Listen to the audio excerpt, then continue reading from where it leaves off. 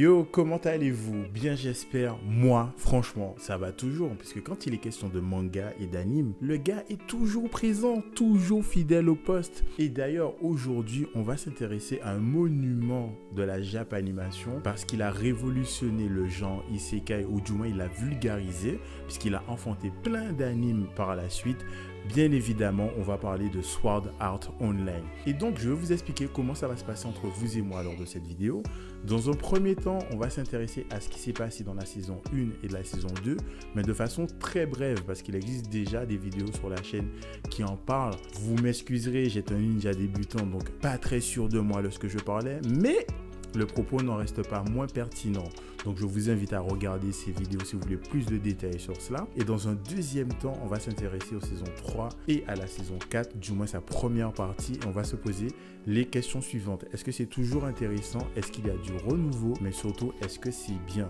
Donc je vous invite à plonger avec moi dans cet univers et nous allons découvrir Monts et Merveilles. Alors, saison 1, partie 1, on retrouve notre héros national, notre geek national, Monsieur Kirito, qui va se retrouver enfermé dans un jeu en réalité virtuelle avec une flopée d'autres joueurs du nom de Sword Art Online. Mais particularité de ce jeu, il n'y a aucune échappatoire si ce n'est la victoire ou la mort. Parce qu'effectivement, l'administrateur du jeu va leur dire que vous n'avez aucune possibilité de vous déconnecter à l'intérieur du jeu. Et si on essaie de vous retirer votre équipement de réalité virtuelle dans le monde extérieur, vous allez mourir. Et le seul moyen de le quitter sain et sauf, c'est de terminer mon jeu. Si vos HP tombent à zéro, vous mourrez aussi dans le monde réel. Et c'est là qu'on va rentrer dans une espèce de survival game dans lequel on va suivre Kirito dans ses péripéties. Et ce qui fait que finalement, c'était une bonne première partie parce que toi, en tant que spectateur, tu ne sais pas si les dires de cet administrateur sont vrais ou pas, et il en va de même pour les joueurs à l'intérieur. Et donc, forcément, Kirito ressort gagnant de ce survival game, mais surtout, il va remporter une petite amoureuse du nom de Asuna. Et ne voilà-t-il pas que cette chère Asuna se fait kidnapper virtuellement dans un autre jeu. Et donc, autant dans la première partie, nous devions rester uniquement dans le jeu vidéo, là, on va s'intéresser au monde réel. Mais surtout, c'est là que SAO va commencer à aborder des sujets qui sont liés au jeu vidéo. Et déjà, on va s'intéresser à l'impact de SAO sur Kirito dans sa vie sociale et sur son entourage. Parce qu'en effet, l'une des premières thématiques de cette partie 2, c'est sa relation avec sa sœur. Ils ont du mal à s'entendre dans le monde réel, mais pour autant, arrivent à trouver un terrain d'entente dans un jeu vidéo qu'ils ont en commun. C'était une très bonne idée, mais il a fallu que les scénaristes incorporent une romance à sens unique de la sœur vers Kirito qui casse tout le délire d'un propos qui aurait pu être très stupéfiant. Le jeu en lui-même n'est pas très inventif, héroïque, fantasy, il faut sauver la princesse au haut de la tour. Il y aurait pu vraiment avoir une exploitation d'univers et de civilisation et de clans différents, mais là c'est clairement que de bonnes idées sous-exploitées, que ce soit visuel, dans les thèmes, franchement il n'y a rien.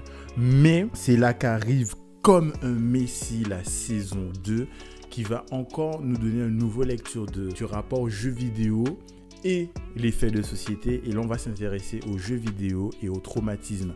Et c'est là qu'on va découvrir un personnage qui s'appelle Sinon, qui en fait a subi une attaque à main armée dans le monde réel et qui est traumatisée vis-à-vis des armes. Et comment va-t-elle se soigner?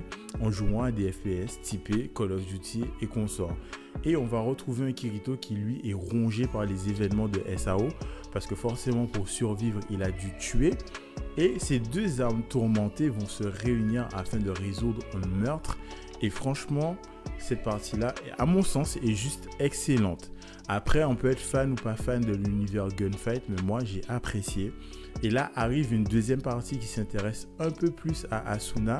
On va découvrir son cercle familial, quel genre de personne elle est. Mais surtout, on va encore relever ou renouveler la thématique du jeu vidéo et des faits de société. D'un côté, on a une Asuna qui est en pleine possession de ses moyens, mais qui a du mal à faire front dans la réalité pour faire valoir ses idées face à ses parents et notamment sa mère.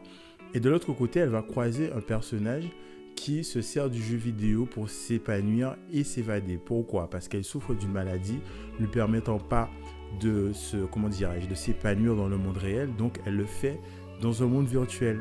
Et donc, on a ces deux visions, donc une personne qui est un peu dans l'incapacité et qui quand même a la force d'aller vers l'avant, et une autre qui a tous les moyens nécessaires pour le faire mais qui ne trouve pas la force intérieure.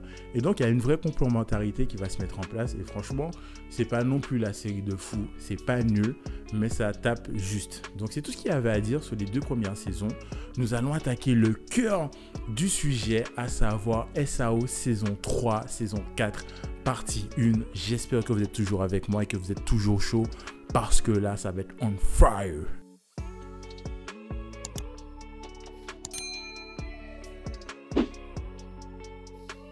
Alors, le contexte étant beaucoup plus riche et beaucoup plus dense que les saisons précédentes, et particulièrement parce que la saison 3 et la saison 4 sont liées narrativement, ce qui est une première dans la saga des SAO, on va essayer d'établir un contexte assez simple parce que j'ai envie que vous puissiez partager cette vidéo en toute sérénité. Et c'est là qu'on va retrouver notre cher ami Kirito, le geek national, en train de kiffer la life comme jamais. Il est avec sa go Asuna, ça se passe bien. Il a des projets avec le corps militaire qui visent à pousser l'immersion dans le monde virtuel à son paroxysme. Là aussi ça se passe bien, ça se passe d'ailleurs tellement bien pour lui qu'il envisage de quitter le Japon pour parfaire ses connaissances dans ce domaine. Et c'est là que le scénario débarque et lui dit: petit, reste là. Est-ce que tu te rappelles de ce jeune homme que tu as affronté dans SAO et dont tu as battu la guilde des assassins? Ben, il vient se venger dans le monde réel. Il s'affronte brièvement à coups de taser pharmaceutique et de parapluie. Kirito finit dans le coma puisque le produit qu'on lui a injecté, l'a mis totalement KO. Et c'est là que l'organisation pour laquelle il travaille va intervenir en disant on peut utiliser notre nouvelle technologie, à savoir la STL, la Soul Translator, afin de soigner Kirito. Et c'est là que ça commence à devenir intéressant et il y a plein de nouvelles choses qui débarquent. Donc on va essayer d'énumérer ça dans l'ordre. Déjà, il n'est plus question d'un avatar qui arrive dans un nouveau monde et qu'il faut dire tu es de telle race, tu vas utiliser tel stuff, telle compétence de combat.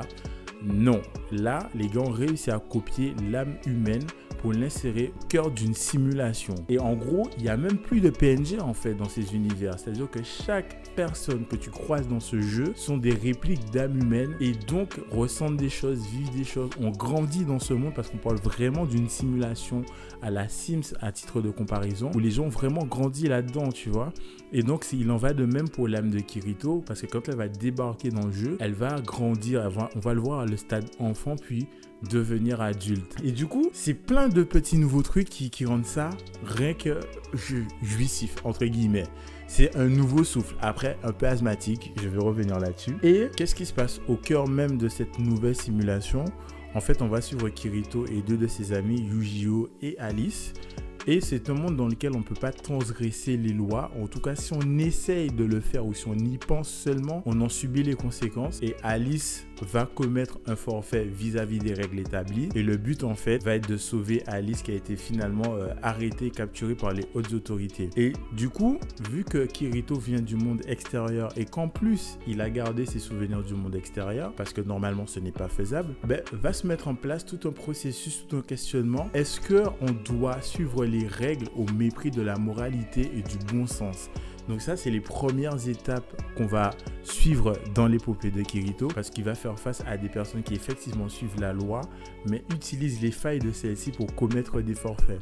Ensuite, le scénario va encore évoluer et on va confronter Kirito directement au système et on va se poser la question, est-ce que finalement mettre en péril le système est une bonne chose pour le plus grand nombre? Ça, c'est uniquement la saison 4 et franchement, c'était... Non mais, je beau dire que le souffle est asthmatique, mais il est bon parce que on suit une grande histoire. On suit un personnage qui évolue. Même s'il y a des ellipses, il y a vraiment ce suivi qu'on n'avait pas dans SAO qui ramène une nouvelle dynamique. Les combats ont changé, l'animation est beaucoup plus dantesque. Après, tu sens que ce n'est pas leur cœur de métier que de mettre en scène des choses grandioses, mais ça marche plutôt bien. Et dans la saison 4 partie 1, on va carrément rentrer dans une espèce de guerre totale entre les 2 peuples qui régissent cette simulation. Et là aussi, mais que dire, il y a toujours cette notion de est-ce que les âmes à l'intérieur de cette simulation sont des humains, faut-il les considérer, il va falloir qu'on les sauve et il va y avoir une espèce de guerre totale pour justement définir est-ce que ce monde va survivre ou pas. Et bon, niveau scénario, c'est pas ouf parce que c'est pas ouf, c'est pas étoffé, ce n'est pas comment dirais-je, c'est pas très palpable, ça se suffit à lui-même. Mais que dire de l'animation de certains combats? Je sais qu'il en faut peu pour me surprendre, mais vraiment, là, j'ai pris un pied énorme. Mais ce qui est surtout pas mal, c'est que chaque nouveau personnage qui débarque a droit à un soupçon de flashback qui lui donne un petit background. Après, je dis pas que c'est un truc de fou malade, je dis juste que SAO a pris le temps de faire les choses différemment. Il respire avec de nouvelles voies respiratoires. Bon, c'est pas ouf, tu vois, mais franchement, allez, pour du SAO, je trouve que ça fait plutôt bien le café. Et donc, il y a la partie 2 là qui va sortir le 11 juillet. C'est sûr que je vais regarder celle-ci parce que j'ai très hâte de savoir quelles sont les réponses que SAO va apporter vis-à-vis de cela. Puisque là, il n'est même plus question de savoir quel est l'impact du jeu vidéo sur un tel ou tel fait de société, mais on parle vraiment limite de transhumanisme. Et donc, j'ai besoin de savoir quelle est la réponse que va me donner SAO. Même si c'est très orienté parce que tu sais, c'est un peu manichéen, mais je vais quand même savoir comment ils vont se dépatouiller pour nous fournir quelque chose peut-être de surprenant à voir. Et d'ici à ce que ça se produise, restez connectés et on se tient au courant. Bye. Et je vous souhaite une très très longue vie. Au revoir, merci. Au revoir, merci. Au revoir, merci.